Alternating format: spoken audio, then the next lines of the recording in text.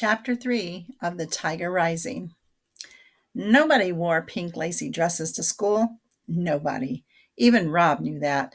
He held his breath as he watched the girl walk down the aisle of the bus. Here was somebody even stranger than he was sure. "Hey," Norton called, "this is the school bus." "I know it," the girl said. Her voice was gravelly and deep, and the words sounded clipped and strange, like she was stamping each one of them out with the cookie cutter. "You're all dressed up to go to a party," Billy said. "This ain't the party bus." He elbowed Rob in the ribs. "Haw!" Norton laughed, and he gave Rob a friendly thud on the head. The girl stood in the center of the aisle, swaying with the movement of the bus.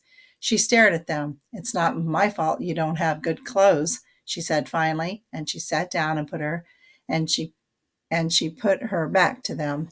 "Hey," said Norton, "we're sorry. We didn't mean nothing." "Hey," he said again, "what's your name?" The girl turned and looked at them.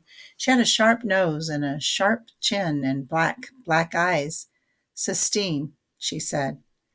"Sistine," hooted Billy. "What kind of stupid name is that?" "Like the chapel," she said slowly, making each word clear and strong. Rob stared at her, amazed. "What are you looking at?" she said to him. Rob shook his head. "Yeah," said Norton, and he cuffed Rob on the ear. "What are you staring at, disease boy? Come on," he said to Billy, and together they swaggered up the aisle of the bus and sat in the seat behind the new girl.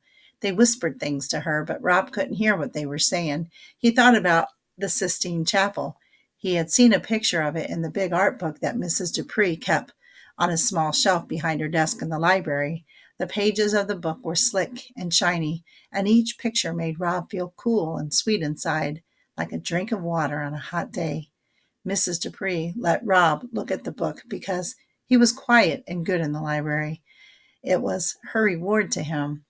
In the book, the picture from the ceiling of the Sistine Chapel showed God reaching out and touching Adam. It was like they were playing a game of tag, like God was making Adam it. It was a beautiful picture. Rob looked out the window at the gray rain and the gray sky and the gray highway. He thought about the tiger. He thought about God and Adam, and he thought about Sistine. He did not think about the rash. He did not think about his mother, and he did not think about Norton and Billy Threemonger. He kept the suitcase closed.